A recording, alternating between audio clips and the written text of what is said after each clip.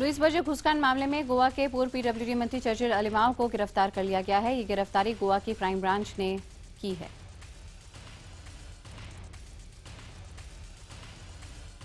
Churchill अलीमाओ पर करोड़ों की घूस लेने का आरोप है। लुइस बर्जर में ये तीसरी गिरफ्तारी है। दरअसल अमेरिकी कंपनी लुइस बर्जर के साथ सीईओ को बताया था कि गोवा में प्रोजेक्ट लगाने के लिए करोड़ों की घूस दी गई थी। उधर इसी मामले में गोवा के पूर्व मुख्यमंत्री दिगंबर कामत को फौरी राहत मिल गई है। कोर्ट ने 7 अगस्त तक उनकी गिरफ्तारी पर रोक लगाई है। लुइस बर्जर के प्रोजेक्ट लगाने के दौरान कामत गोवा के मुख्यमंत्री थे। दिल्ली कैंट से आम आदमी पार्टी के विधायक कमांडो सुरेंद्र सिंह की मुश्किलें बढ़ सकती हैं। एनडीएमसी के कर्मचारी की पिटाई और जाति सूचक शब्द का इस्तेमाल करने के आरोप में सुरेंद्र सिंह के खिलाफ तुगलक रोड थाने में एफआईआर दर्ज हुई है। सुरेंद्र सिंह के खिलाफ पुलिस में शिकायत सैनिटरी इंस्पेक्टर आरजे मीणा ने कराई है। सुरेंद्र पर SC/ST की धारा भी लगाई गई है और मामले की जांच का जिम्मा एसीपी स्तर के अधिकारी को सौंपा गया है। सुरेंद्र सिंह की फर्जी डिग्री के आरोपों का भी सामना कर रहे हैं। फर्जी सर्टिफिकेट मामले में दिल्ली हाईकोर्ट में आज सुनवाई होनी है। उनके खिलाफ बीजेपी नेता करण सिंह तंवर ने दिल्ली हाईकोर्ट में एक याचिका दाखिल की है। उधमपुर में पकड़े गए पाकिस्तानी आतंकी नवेद ने नए खुलासे किए हैं। जिंदा पकड़े गए आतंकी नवेद को जम्मू JIC यानी कि ज्वाइंट इंटेरोगेशन सेंटर भेजा गया। NIA समेत कई एजेंसियां आज नवेद से पूछताछ करेंगी। उधमपुर में BSF की बस पर हमला करने वाले 2 आतंकियों में एक नवेद था, जिसे जिंदा पकड़ा गया। कसाब के बाद जिंदा पकड़ा गया ये दूसरा पाकिस्तानी आतंकी है। मोमिन खान की BSF की ओर से की गई जवाबी गोलीबारी में मौत हो गई। खुद को पाकिस्तान के फैसलाबाद का बताने वाला नवेद ने मीडिया के सामने दावा किया कि वो साथी आतंकवादी मोमिन खान के साथ 12 दिन पहले जम्मू आया था। उर्दू, हिंदी और पंजाबी में बात करने वाले नवेद ने माना है कि वो पाकिस्तानी है और फैसलाबाद का रहने वाला है। पूछताछ में वो कई बार अपना नाम बदलता रहा है। उसने पहले अपना नाम कासिम खान बताया और फिर उस्मान और फिर बताया कि उसका नाम मोहम्मद नवेद है। अपने पिता का नाम इसने मोहम्मद याकूब बताया। इसकी उम्र 23 साल है और ये लश्कर का आतंकी है और उसके परिवार में 2 भाई और एक बहन है। पूछताछ के दौरान नवेद के चेहरे पर शिकन नहीं दिखी, लगातार वो हंसता रहा। नवेद ने कबूल किया है कि वो पाकिस्तान से भारत में दहशतगर्दी मचाने आया था। पूछताछ में नवेद ने कहा है कि इस काम में उसे बहुत मजा आता है। आतंकी ने अपने कबूलनामे में बताया कि 12 दिन पहले पाकिस्तान से जंगल के रास्ते भारत आया था। सूत्रों का कहना है कि पूछताछ में पाकिस्तानी आतंकी ने माना है कि सीमा पार करते हुए उसके पास हथियार और गोला बारूद नहीं थे। लोकल मॉड्यूल ने उसे ये मुहैया कराए। उसने ये भी माना कि वो 2 ही लोग साथ आए थे। उधमपुर में घुसपैठिया आतंकियों से मुठभेड़ के दौरान BSF के 2 जवान शहीद हो गए। इन शहीदों में से एक रॉकी हरियाणा के यमुनानगर का रहने वाला था। उनके पिता का नाम प्रीतपाल सिंह है। शहीद रॉकी BSF की 33वीं बटालियन के सिपाही थे। जम्मू में उनकी पहली पोस्टिंग थी। परिजनों को उनके जाने का गम है, लेकिन उन्हें गर्व है कि रॉकी ने देश के लिए अपनी जान न्यौछावर कर दी। दूसरे शहीद का नाम है शुभेंदु राय, जो पश्चिम बंगाल के जलपाईगुड़ी के रहने वाले हैं। शुभेंदु का परिवार डाकुमारी गांव का रहने वाला है। शुभेंदु की शहादत का समाचार मिलने के बाद पूरे गांव में मातम का माहौल है, लेकिन उनके परिवार ने बड़ी मजबूती से खुद को संभाला है। शुभेंदु की 2 बेटियां हैं और परिवार के आने का इंतजार कर रहा है। जम्मू कश्मीर के उधमपुर में आतंकी के जिंदा पकड़े जाने के बाद राजधानी दिल्ली में हाई अलर्ट जारी कर दिया गया है। सूत्रों का कहना है कि हथियारबंद आतंकी RDX और IED के साथ दिल्ली में घुस गए हैं। एयरपोर्ट और केंद्र सरकार के सभी दफ्तर और दूसरी संवेदनशील जगहें हाई अलर्ट पर हैं। आतंकी हमले की आशंका को देखते हुए सब जगहों की सुरक्षा बढ़ा दी गई है। लोकसभा से 25 सांसदों के निलंबन के मुद्दे पर आज तीसरे दिन भी संसद परिसर में कांग्रेस का धरना जारी रहेगा। पार्टी अध्यक्ष सोनिया गांधी ने कहा कि सरकार की ओर से गतिरोध दूर करने के लिए उन्हें कोई प्रस्ताव नहीं मिला।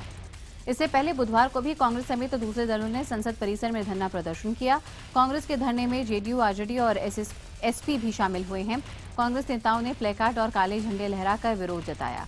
इससे पहले बिहार के मुख्यमंत्री नीतीश कुमार ने प्रधानमंत्री नरेंद्र मोदी को चिट्ठी लिखी। चिट्ठी में नीतीश ने PM से DNA को लेकर दिए बयान वापस लेने की मांग की। नीतीश ने PM को लिखा है कि आपका मेरे DNA के संबंध में बयान मुझे और बिहार के एक समाज के बड़े तबके को चोट पहुंचाता है। बिहार से बाहर रह रहे लोगों का भी अपमान है ये। नीतीश की चिट्ठी का जवाब भी चिट्ठी के जरिए ही आया है। बिहार में NDA के 5 बड़े नेताओं रामविलास पासवान, जीतन राम मांझी, उपेंद्र कुशवाहा, सुशील मोदी और डॉक्टर CP ठाकुर ने एक सुर में नीतीश कुमार पर हमला बोला।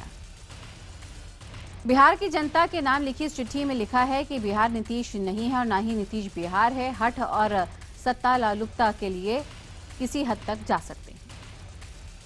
बिहार में आज से गैर कानूनी तरीके से लगे राजनीतिक पार्टी के होर्डिंग्स हटने शुरू हो जाएंगे। कल प्रशासन ने सभी पार्टियों के लीडरों से बात की और आज इस पर एक्शन लेने का प्लान बनाया। बिहार में चुनावी बिगुल बच चुका है। प्रधानमंत्री नरेंद्र मोदी 9 अगस्त को गया में चुनावी रैली कर रहे हैं। इसे देखते हुए रैली की तैयारियां जोरों पर हैं। लखनऊ में मुलायम ने मुख्यमंत्री अखिलेश को मंच पर ही फटकार लगा दी।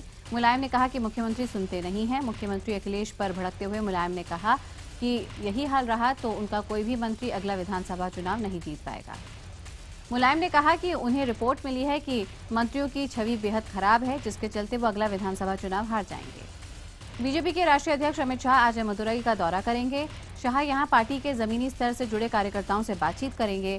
7 अगस्त को काडर से बातचीत के बाद पांडिचेरी का दौरा भी करेंगे। नक्सलियों ने अपने साथी की गिरफ्तारी के विरोध में आज बिहार, झारखंड और छत्तीसगढ़ के नक्सल प्रभावित इलाकों में बंद बुलाया। इसे देखते हुए प्रशासन ने चौकसी कड़ी कर दी है। छत्तीसगढ़ के भानुप्रतापपुर जिले में एक आईएएस अफसर को घूस लेते रंगे हाथों गिरफ्तार किया गया। बताया जा रहा है कि आईएएस अधिकारी रणवीर शर्मा ने एक केस का निपटारा करने की एवज में 40,000 की घूस मांगी थी। जबलपुर में हुए धान घोटाले का मामला अब तूल पकड़ता जा रहा है। इस मामले में वेयरहाउस के 2 प्रबंधकों की संदिग्ध मौतों को लेकर कांग्रेस ने बीजेपी पर हमला बोला। कांग्रेस का कहना है कि धान के रखरखाव में करोड़ों का घपला हुआ है और इसमें बीजेपी नेताओं की मिलीभगत है। साथ ही आरोप लगाया गया है कि दोनों प्रबंधकों की मौत इस मामले से जुड़ी है। व्यापम केस की जांच कर रही सीबीआई ने 8 और नई एफआईआर दर्ज की है। अब तक इस केस में 45 एफआईआर दर्ज हो चुकी है। 1200 लोग आरोपी बनाए गए हैं। उधर शिवराज सरकार ने सीबीआई को बताया है कि व्यापम से जुड़ी करीब 44 मौतें हुई हैं, जबकि कांग्रेस का दावा है कि इससे कहीं ज्यादा मौतें हुई हैं। महाराष्ट्र के कोल्हापुर में एक भाई पर अपनी ही 17 साल की बहन की हत्या का आरोप लगा है। पुलिस का कहना है कि आरोपी भाई को लड़की के पहनावे और दूसरे लड़कों के साथ पार्टी में जाने को लेकर आपत्ति थी। इसी मसले पर हुए विवाद के बाद उसने अपनी बहन की रॉड से पिटाई की, जिससे उसके सिर पर गंभीर चोटें आईं और बाद में उसकी मौत हुई। बताया जा रहा है कि आरोपी भाई को अपनी बहन की सोशल साइट्स पर चैटिंग करना भी पसंद नहीं था।